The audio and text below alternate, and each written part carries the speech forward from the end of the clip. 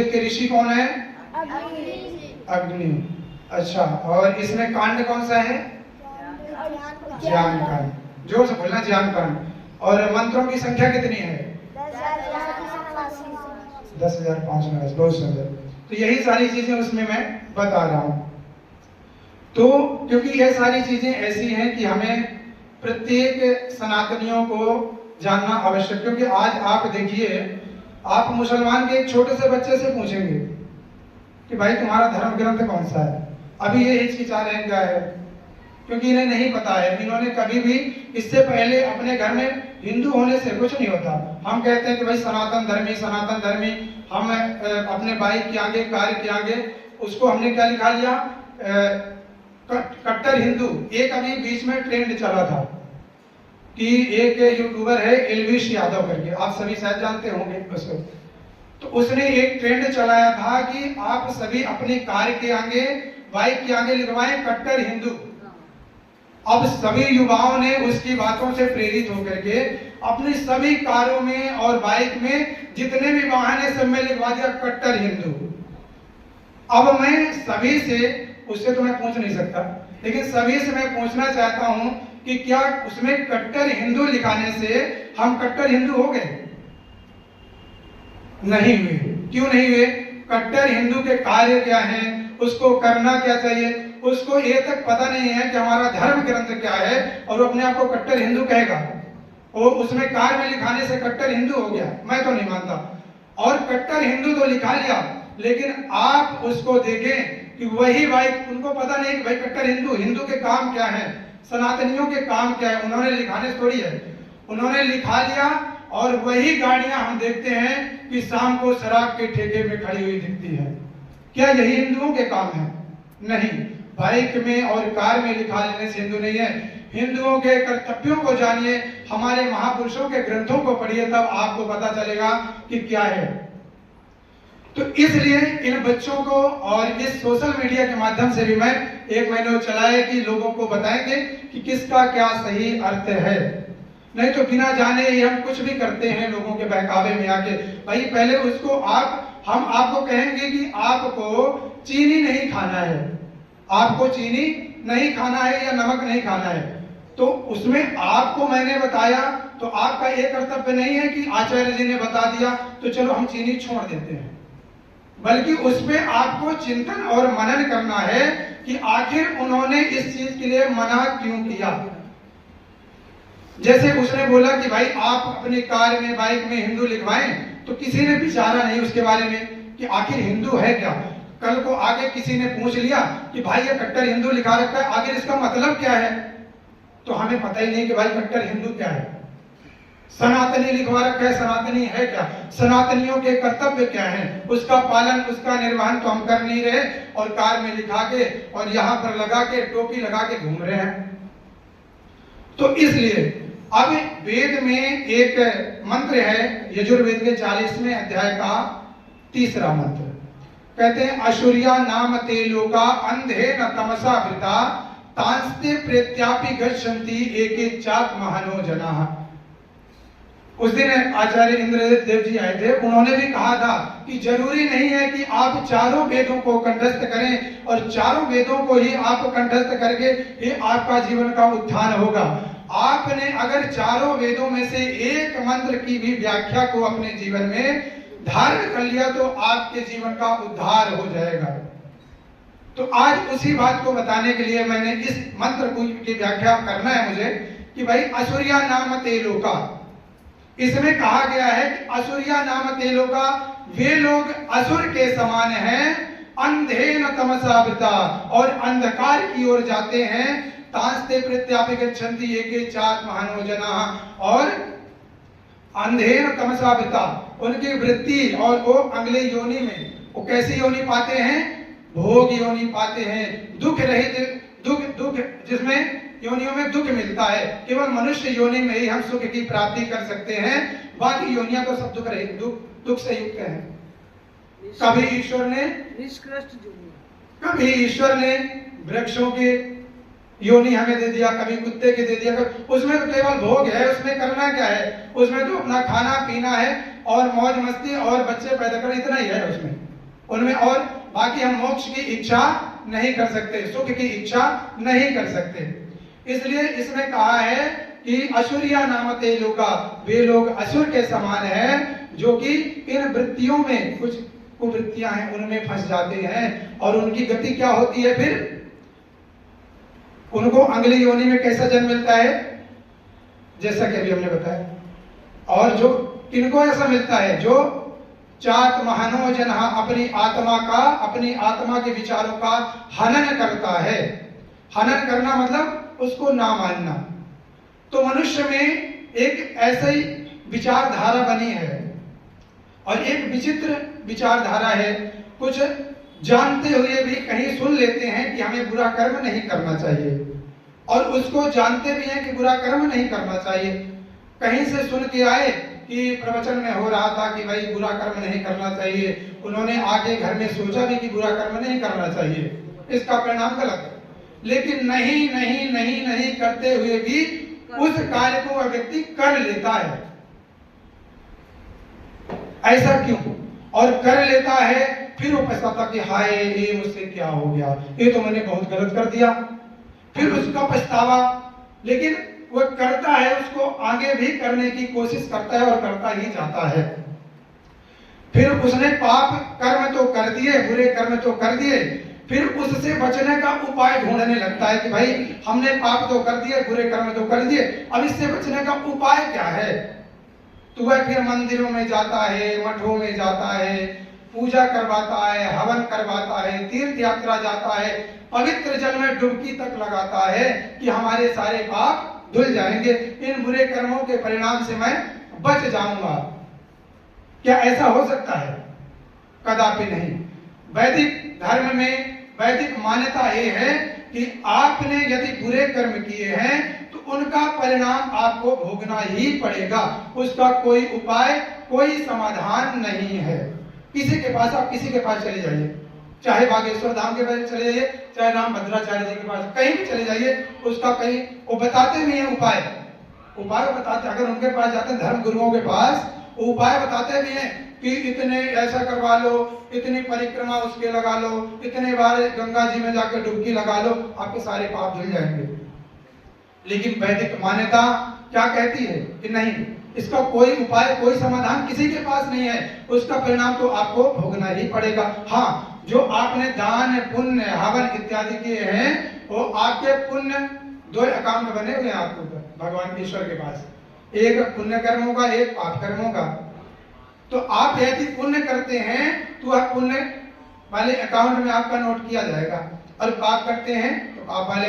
यदि आप सोचें कि हमने 50 काम बुरे कर दिए पाप कर्म, और 100 कर्म हम कैसे कर दें, पुण्य कर्म कर दें, तो हमारे 50 जो है बराबर हो जाएंगे। लेकिन ये भ्रम है, बराबर होने नहीं है। वो तो 100 आपको तो पुण्य वाले मिलेंगे, और 50 को भी दंड, 50 का दंड आपको ईश्वर देगा। और कई बार व्यक्ति इनके उसमें आगे ये सोचता है कि मुझे तो कोई, जैसे उन्होंने बता दिया कि तुम्हारे पाप धुल जाएंगे, ये हो जाएगा, वो हो जाएगा, ऐसा कर लो, ऐसा कर लो। तो नादान व्यक्ति वो क्या सोचते हैं कि चलो ऐसा होता है, तो उनके झांसे में आके क्या करता है, वो सोचता मुझे तो कोई नहीं देख रहा, चलो ऐसे ही पाप करेंगे, और ईश्वर तो हमें कोई हमें नहीं देख रहा, हम तो चुपके से कर रहे हैं। तो एक दृष्टांत आता है कि गुरुकुल ऐसे चलता है। तो पहले ऐसे लिखित तो कुछ होता नहीं था, लिखित परीक्षाएं तो होती नहीं थी। आज तो हम टेस्ट लेके या कहेंगे टेस्ट लेंगे मौखिक या लिखित रूप से, और उस बच्चे को हम सेलेक्ट कर लेते हैं, ठीक है आप बच्चे को छोड़ जाइए। लेकिन पहले क्या होता था, पहले उनके साथ ऐसा कुछ किया जाता था कि सीधे कि भाई ऐसा कुछ दिन के लिए रखा जाता, तो उनके व्यवहारों को देखा जाता था, और उसी के बीच में उनकी परीक्षा हो जाया करती थी। तो गुरुकुल में बच्चे गए, 2 बच्चे गए, तो गुरुजी ने उनको रखा, बोले उनके जो भी अभिभावक थे उनसे कहा कि ठीक है आप 1 हफ्ते बाद आना, 1 हफ्ते बाद आपकी इनकी परीक्षा हो जाएगा, परिणाम भी निकल जाएगा। तो गुरुजी ने दोनों बच्चों को बुलाया और कहा कि बच्चों ये बताओ कि हम आपको क्या करते हैं। उनको दोनों को क्या दिया, कबूतर 1-1 दे दिया। क्या दिया, कबूतर, दोनों को 1-1 कबूतर दे दिया। अब और दोनों कबूतर बोले कि इन कबूतरों को लेके जाओ और ऐसी जगह पर मार के लाना जहां पर कोई तुम्हें ना देख रहा हो। कौन सी जगह मार के लाना? जिस जगह कोई ना देख रहा हो। बोले कि ठीक है गुरुजी, हम मार लाएंगे। दोनों चल पड़े। बोले एक उत्तर की दिशा में जा और एक दक्षिण की दिशा में जा। दोनों चल पड़े। अब जाते जाते जाते जाते एक ने तो देखा, बोला इधर तो पेड़ हैं, झाड़ियां हैं और इधर तो कोई दूर दूर तक नहीं दिख रहा है। चलो यही इसका काम तमाम करते हैं और चलते हैं जल्दी, हमारा नंबर पहले आ जाएगा। गुरु जी हमसे प्रसन्न हो जाएंगे। तो बड़ा अति शीघ्र कार्य करके लौट आया। वो उसको मारा मरोड़ा, उसकी गर्दन मरोड़ा और उसको खत्म कर दिया। और एक जो उत्तर की दिशा में गया था वह जाता गया चलता गया। उसने देखा जा रहा है तो बोल रहा है कि यहाँ तो पेड़ पौधे दिख रहे हैं, यहाँ तो पक्षी उड़ रहे हैं, यहाँ तो भेड़ बकरियां चल रही हैं। ऐसी कौन सी जगह है कि मैं जहाँ पे इसको मार दूं? इस सब तो मुझे देख रहे हैं, ऐसी कौन सी जगह? वो ढूंढता रहा। उसको 2-3 दिन बीत गए यही ढूंढते ढूंढते कि कौन सी ऐसी जगह मुझे मिले, ऐसी कहाँ की जगह मिले खाली कि मैं इसको मार सकूं। तो वो घूमता रहा लेकिन उसको कहीं भी कोई खाली जगह नहीं मिली, क्योंकि वह जानता था कुछ ना कुछ उसके पिछले जन्मों के संस्कार होते हैं। वह जानता था कि पेड़ पौधे भी हमें देख रहे हैं। जो व्यक्ति ईश्वर को मानता है वो ये समझता है कि ये भी हमें देख रहे हैं। वो हर जगह ईश्वर को देखता है। फिर तो पेड़ पौधे भी हमें देख रहे हैं, पक्षी भी देख रहे हैं, कीट पतंग सब हमें देख रहे हैं। बताओ कहाँ मार देंगे? वो बेचारा दुखी होकर के वापस आ गया और उस कबूतर को गुरुजी को सौंप दिया। बोला गुरुजी, और वो बच्चा वो पहले ही आ गया। उसने कहा लो गुरुजी, हमने तो इसका काम तमाम किया, अब हमारी पढ़ाई शुरू करवाइए। बोले ठीक है बेटा, उसको भी आ जाते। जब वो दूसरा वाला आया तब उसने कहा कि गुरुजी माफ कीजिएगा, हमसे ये कार्य नहीं हो सका। बोले मूर्ख, तुझे इतनी सारी जगह पूरी सृष्टि पड़ी है, तो कहीं भी जाके इसको मार देता। इतनी सुनसान जगह पड़ी है, देखो उस कार्य को करके ले आया। बोला गुरुजी क्षमा करें, मुझे तो ऐसी कोई इस पूरी सृष्टि में मुझे ऐसी कोई जगह नहीं मिली जहां पर मैं इसे मार सकूं। हर जगह मुझे कहीं ना कोई देख रहा है। गुरुजी ने उसकी पीठ थपथपाया और वह बातू परीक्षा में पास हो गया और उसको गुरुकुल में स्थान दे दिया गया और उसको वहां से निष्कासित कर दिया गया। ये होता है। और इसमें कहा कि व्यक्ति अभी जो अंधेन तमसावृता चाक महानो जना, जो आत्मा का जो व्यक्ति हनन करता है, जो एक आत्मा होता है और एक मन। मन कहते हैं कि वो शरीर का भाग है। मन, आत्मा एक अलग ही सत्ता है। आत्मा का अलग कार्य है और मन का अलग है। ये जो दुख होता है, कष्ट होता है, सुख होता है, अपने आप में उत्साह होता है, ये किसके लिए होता है? किसका होता है? मन का होता है। इसको मन वो कर सकता है कि हाँ मुझे दुख हो रहा है, सम्मान मिल रहा है, मुझे वो हर्ष हो रहा, मुझे सम्मान मिल गया। लेकिन आत्मा को दुख और कष्ट से कोई लेना देना नहीं है। आत्मा ना तो कभी दुखी होती है और ना ही ज्यादा सुख मिलने पर सुखी। आत्मा का काम अलग है। किंतु आपने एक चीज कभी नोटिस किया होगा, उसी को अभी जो बताएंगे उसी का काम है आत्मा का हनन करना। कि कई बार हम कुछ गलत काम करने जाते हैं तो कहते तो हैं कि भाई यहाँ पे 50,000 रुपए की गड्डी पड़ी हुई है, कोई नहीं देगा, इसको उठा लेते हैं। फिर एक आवाज अंदर से आती है, वो क्या कहती है? नहीं, ये तू गलत कर रहा है, चोरी तुझे ये नहीं करना चाहिए। वो किसकी आवाज है? वो आवाज किसकी है? आत्मा की आवाज है। मन ने तो क्या कहा? मन हमेशा उल्टा भागता है, उसको लेकर के आना पड़ता है। गीता में भी श्री कृष्ण भगवान ने कहा है कि मन तो एक बहरूपिया है, उसको कंट्रोल, वो कहीं भी भागे तो उसको पकड़ के लाना है, कहीं भागे उसको पकड़ के लाना है। और जो आत्मा की बात सुनेगा वही परमात्मा की भी बात सुनेगा। इसमें एक व्यक्ति ने सवाल किया कि भाई आत्मा का क्या प्रमाण है कि आत्मा है? भाई हमने कहा कि आत्मा तो है। बोले कहाँ है? हमने कहा जो कार्य कर रहे हैं, बहुत सारे कार्य हैं जो अंदर से। बोले नहीं, ये तो सब ब्रेन का काम है, ये सारी चीजें तो ब्रेन करवाता है। उसको एक प्रमाण दिया कि कई पहले ऐसा होता कि सैनिकों की जब भर्ती होती थी फौज में तो उनको क्या किया जाता था? जलते हुए दीपक के ऊपर हाथ रखवाया जाता था। जब शपथ होता था तो जलते हुए दीपक के ऊपर हाथ रखवा करके अग्नि शपथ उसे बोलते हैं, रखवा करके फिर उनसे शपथ दिलवाया जाता था। तो 1 मिनट 2 मिनट जितना भी, हम तो यहाँ 5 सेकंड भी नहीं कर पाएंगे। तो कहते हैं कि वो सैनिक जब हाथ रखता था तो क्या मन उसका नहीं कहता होगा कि हाथ हटा ले जल जाएगा, उसका मन कहता था कि हाथ हटा जल जाएगा।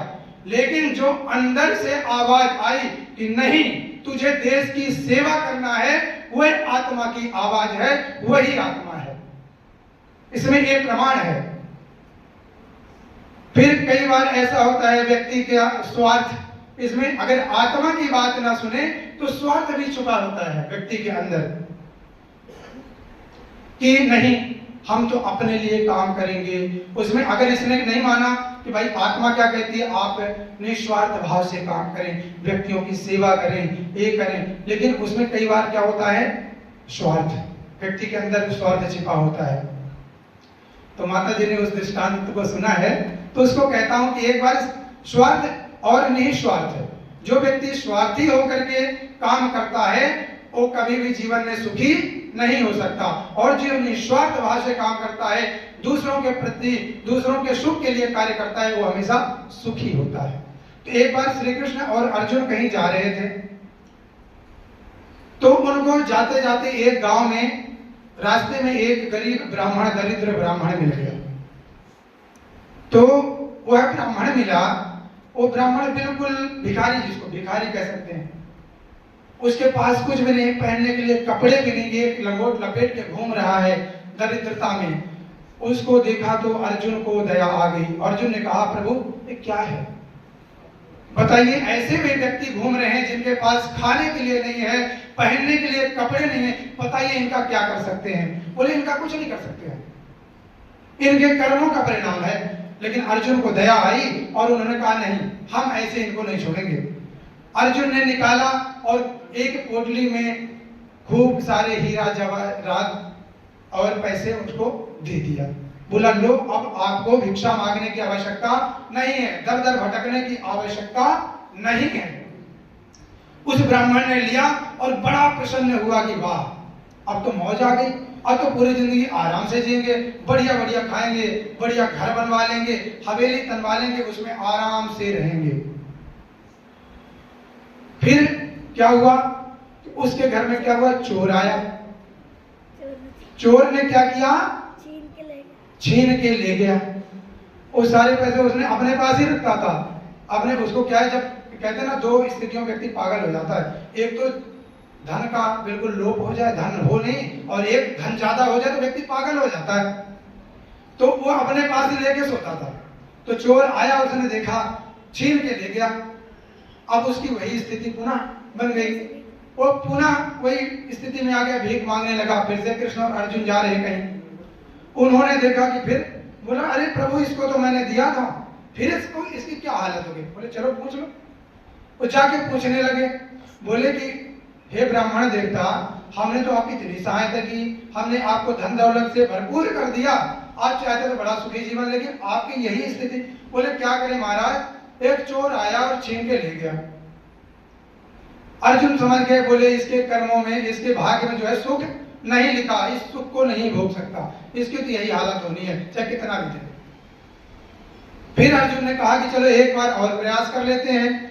उस बार अर्जुन ने उसको क्या दिया, माणिक दिया। माणिक बहुत बहुमूल्य रत्न है, उसको दिया। बोला लो सुखी जीवन करो। लेके गया, और गांवों में ऐसा होता था जो घड़े पुराने हो जाते थे उनको रख देते थे कहाँ, जहाँ गाय वगैरह बांधते, जहाँ भूसा वगैरह, हमारे यहाँ तो अभी भी है जहाँ भूसा वगैरह रखते हैं, पुराने घड़ों को वहां ले जाकर रख देते हैं, उनका कोई काम नहीं है। तो वहां पे एक घड़ा रखा हुआ था। बोला कि इस बार तो मैं ऐसे रखूंगा कि चोर चुरा ही नहीं पाएगा, उसको पता ही नहीं चलेगा रखा कहाँ मैंने।